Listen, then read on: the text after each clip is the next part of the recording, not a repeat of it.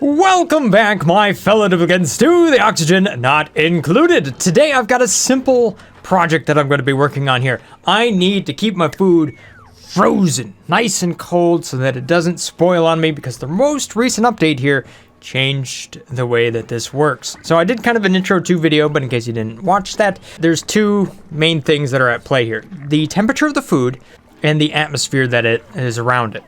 So we can see here that this is unrefrigerated. It's a little bit too hot, so therefore I'm losing 9% per cycle of its, before it goes bad, which is not good. And then down here we have sterile environment because it is currently in a vacuum. Okay, so what I need to do is I need to reinvent the way that I'm going to cool down my food. Now, the very first thing I'm going to do here is get myself out of trouble and buy myself a little bit of time. We're going to slap down a couple of refrigerators right down here. Priority level 9, just to take care of that. And also plug it into the main grid here as well. Priority level 9. Try to move all this food down here. There we go, dupes. Quick, take care of it. All right, so inside of here, I'm just going to go ahead and store everything edible, all the cooking ingredients. Yes, yes. High priority. There we go. All right, so each one of these is going to be consuming 120 watts, which is a fair amount, actually. Now, the food inside of here is cooling down. You can actually see its temperature dropping. So that will get it down to refrigerated levels, so it's not going bad as quickly, but it still does go bad over time. So we can see here that the sterile environment is still in effect, so carbon dioxide seems to be working just fine here. I did hear some comments that said carbon dioxide isn't good, but it seems to be good here. So, yeah, I think that still stands. Anyhow, once the temperature gets down to 2 degrees Celsius, which doesn't take very long, you can see that it's now refrigerated, so we're only losing 3% per cycle. That buys us a good amount of time. So if we take a closer look at the food here, what we want to do is get this down to deep freeze, which is minus 18 degrees Celsius. However, not every food requires you to be that cold. If you have berry sludge, delicious, that actually spoils never. It's like a Twinkie. There's other things like grapefruit preserve that actually spoils in 32 cycles. So that's good for other environments where it's kind of hard to keep things this cold. So maybe like a rocket or something. Another good thing to possibly do here is pickled meal. That spoils in 32 cycles. So you can make those if you don't have a cooling solution built up. But everything else is quite vulnerable to actually going bad. All right, so how are we going to get something that cold? Well, there is one piece of equipment that I haven't used in a long time. That's the ice maker. This will actually cool down water to 20 degrees Celsius. So we could possibly put this in a room with a bunch of ice. Or technically you could just kind of try to line it up to a spot like this down here where that would be really cold. That would keep it frozen. However, what I would like to do here is guarantee that I'm going to get it that cold. And what I'm going to use is a piece of equipment we haven't used too much. It's like an aqua tuner, but it requires a lot less power to run because it is a thermal regulator. Yeah. When's the last time you've seen this thing pop up? All right.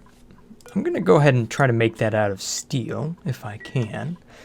Although it should be possible to make it out of something like gold amalgam as well. And then the next strategy is, what kind of things do I want to put inside of it? Because if it gets down to minus 20 degrees Celsius, this water, that's going to freeze, and then we won't be able to have access. All right. So I think I found the strategy. Carbon dioxide gas liquefies at negative 48 degrees Celsius. However, chlorine gas will condense at negative 34 degrees. So I have about a 10-degree window right there that I could possibly hit and maybe still keep a liquid lock. Or maybe I don't even have to worry about it. All right, so here's what's up. We're going to go ahead and change this room because we don't want that to be like this anymore. So let's go ahead and deconstruct that. Let's just deconstruct all of it. Goodbye. All right, so inside of here, I'm going to go ahead and replace this with insulated stuff. Let's go with Mafic because that's what I have. And now I need a piece of equipment to cool this down. So that's going to be my thermal regulator. Okay, so I've deconstructed the little cold generator that was down there. I just don't need that anymore. I'm gonna go ahead and put the thermal regulator right down here. I can actually flip this thing if I want to, which I will do. And then I'll use an insulated pipe. We'll go in here and do this number like that. So if it's too hot, right, we do a gas pipe thermal sensor here. If it's too hot, then it will go in to the regulator, not thermal regulator, and come out here cold. If it's not, then it just goes right past. And we run that up like so. And then in here, this is where I'm probably going to want some refined metal, just to kind of cool down everything in this spot. So gold works perfect for this kind of thing. So let's go ahead and make some of that.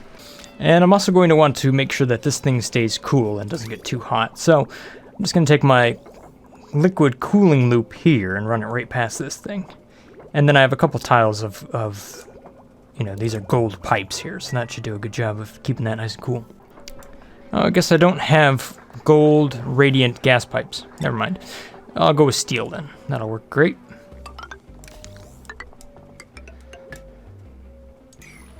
Alright, I'm off to a good start, except for I do need carbon dioxide up here, inside of this room, and I will need a little bit of chlorine gas, plus we're going to need the cooling gas inside of my cooling loop at this point. So that is going to be hydrogen, which I already have right here. So I'm just going to go ahead and grab some of that and bring it up just like this. Oh, you know what? I have some crude oil here. I didn't even think of that. Crude oil freezes at negative 40 degrees Celsius. Aha! There's my solution. So I got one of those from some slicksters. They're just kind of crawling around. So now I've got a use for that. That'll be good, because that'll be a lot more stable than trying to work with liquid chlorine. I got a shine nymph! Yay! You know what that means. Unlimited power, baby! Plus, in this case, radiation. Excuse me, did we just run out of power? Unacceptable. These refrigerators are killing me. Alright, so there we go. That should be up and running. So there we go. Let's just go ahead and get rid of that gas bridge. Boop. And that gas bridge. And that gas bridge. And then flip that around. Okay. Awesome. Alright, so now for the liquid, I'm going to go ahead and take crude oil. We'll take that and we'll just dump it right there. That'll be good. We can build that tile up just a little bit. Just kind of working the tiles here. This goes up, there. That should give me one tile right there. Boop. There we go. Excellent. Okay, we are now spilling crude oil everywhere, so let's go ahead and get rid of that. And then I can deconstruct these two tiles right here, just to kind of get rid of that liquid there. Even though I just built them, you know what I mean. There we go. See, now I have only one little tile of crude oil. Nice. And we can mop down just a little bit around here. Might want to leave just a little bit to interact with the actual aqua tuner down there. And then the pipes that are running behind it. Kind of help thermally keep that stuff where it is. When you go to mop, go ahead and just mop one tile away from that. So that way you can end up with just liquid right there. So for example, if I was to mop here, it would suck in liquid from the two tiles adjacent to where that command is. Little tips, I know, all tutorial-ish today. Blech. Alright, so if this is above negative 14 degrees Celsius, then I want it to run. Let's go ahead and enable the aqua regulator there. And there we go, now it's starting to cool down. Alright, so to say, this is getting hot, but the stuff in the pipe is actually getting cool. So 28 degrees there, 14 there, and as we watch the temperature here, this should get really, really cold. Alright, I'm going to go ahead and slap a canister emptier inside of here. That way I can bottle up carbon dioxide and then just like move it over there. There we go, just like that. Unbreathable gas, carbon dioxide. Excellent. And then if we take a look at the temperature inside here, ooh, look at how cold that is. Frosty. And you can see the grapefruit preserves starting at 70-some degrees Celsius and just going down nice and fast. Haha. As far as the heat, well, it's kind of finding its way down here, but you know what? It's actually not bad. I haven't even hooked this thing up. It's actually just going off into the environment. And yeah, look at that. The dupes can still deliver to this, even through this. Haha, perfect. Look at all that carbon dioxide. Alright, so you know what this means. We can get rid of our refrigerators down here. We can disable that, turn them off. deconstruct them. Disgusting things that consume all this power. Ew. There we go. And then up here we will say allow manual use. And then we will sweep up this food. I'm going to say sweep only for a little bit so it doesn't just, they don't just keep going around and around. There we go. Lurd is picking up all that good food. Bringing it right on up there to the conveyor loader. There we go. Fried mushrooms and all this good stuff ending up right there. You can see meal ice. Currently, it's refrigerated and it is in a sterile environment, so that's good. So it's only losing 3% per cycle. But if the temperature of that gets cold enough, then it should not decay at all. Look at all this carbon dioxide. I might have just... I mean, this might be like an infinite storage unit right now. I don't know if that thing ever overpressurizes. Where did all my food go? Oh no! What happened to my food? I put it in here and it disappeared. Oh no! A video game? It didn't go bad.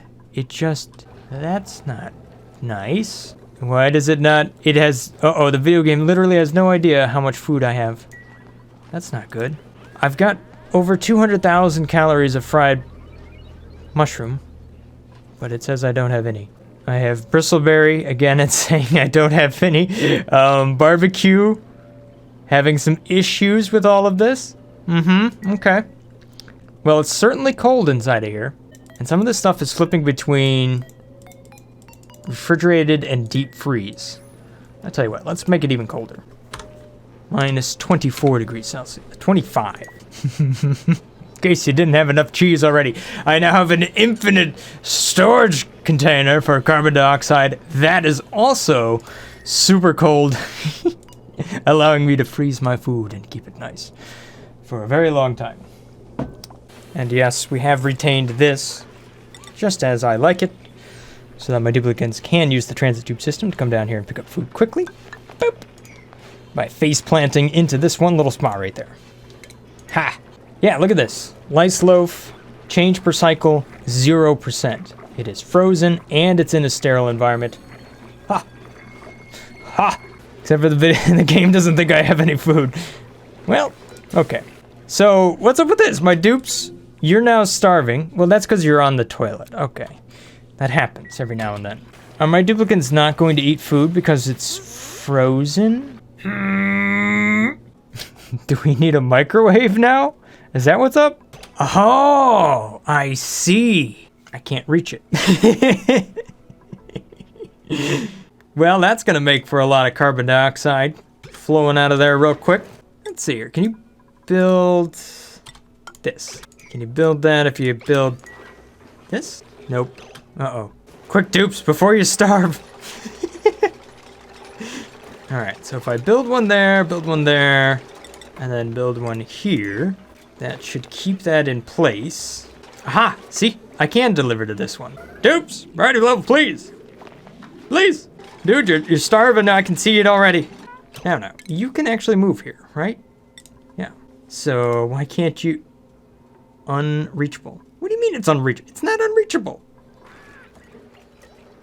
No, look, no, little shine bug, don't go in there. It's too cold for you. Discovered the food. It's not good. You're the only one that can eat. Alright, so we built that up, which means I can go ahead and deconstruct that, which now means you can definitely get to it. See? There you go. These dupes. What am I gonna do with them? Well, I mean, technically this still works, except for you have to step in crude oil every time you want to get to your food.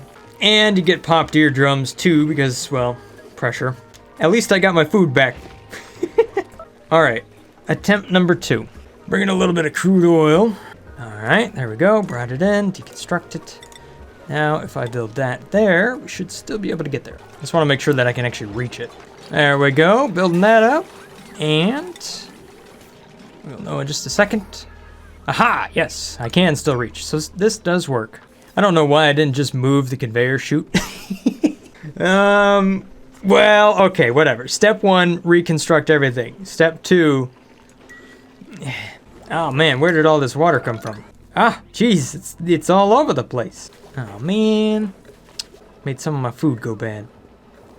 Oh, I see. Crude oil came down here, which moved a puddle up, and it flooded everything.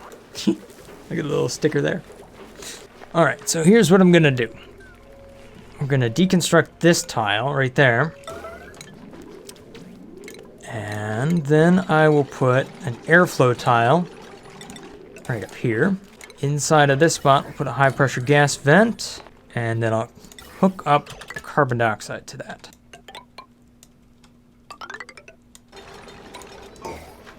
All right, so that's all set. Okay, why is that not running? I found it. There was one tile that was not constructed right there. So now that I have that, carbon dioxide is now on its way all the way over here, which should displace this oxygen, push it out, and then fill this area with carbon dioxide. Because right now, although it is frozen, it is not in a sterile environment, so things are actually going bad. Ah, but there's that carbon dioxide. Yes. Get out of here, oxygen. You're not welcome.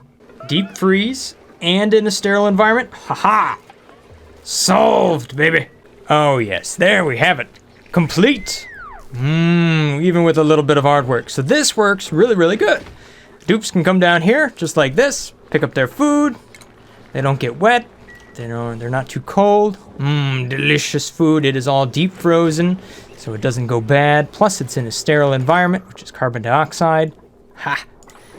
High pressure, by the way, so in case you get something bad in there, it shouldn't off-gas, I don't think. So yeah, that's working out pretty good.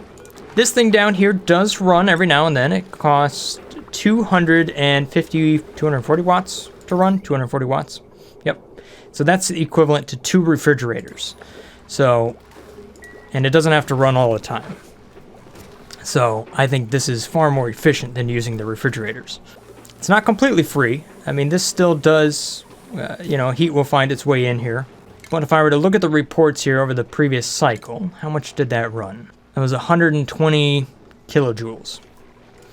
I think on average right now, since this thing is still cooling down, not just the environment, but the food that's behind it, I think it's running right around 200 watts per cycle. So it is less than the refrigerators even then, but I think it'll actually slow down and become more efficient as the temperatures stabilize a little bit. Something else that would make this real nice? If we had a little flower pot right here and then one of those buddy buds. Yeah. Then they get a little bonus every time they come to get some food. And that would be real nice. Oh, you know what? I don't think a buddy bud would survive right there. The temperature is a little bit too cold. Only about 15 degrees Celsius. Do I have anything that likes cold temperature? Oh, a joyous seed. Ooh, tranquil. One of those. That would actually work. Oh, well. It was a nice idea. Yeah, so now that things have run a little bit here, the power usage has gone down. So this thing is now only using about 50 kilojoules per cycle. So that is nice and low. So there you have it. A deep freeze refrigerator. All you got to do is use the thermal regulator. I'm sure there's some other ways to do this sort of thing. But this thing doesn't really use up all that much power and it's pretty easy to manage. At any rate, that's all I got time for today. Hopefully you guys have enjoyed this little episode here of Oxygen Not Included. Have a great day, guys. Stay awesome. Peace. Brothgar out.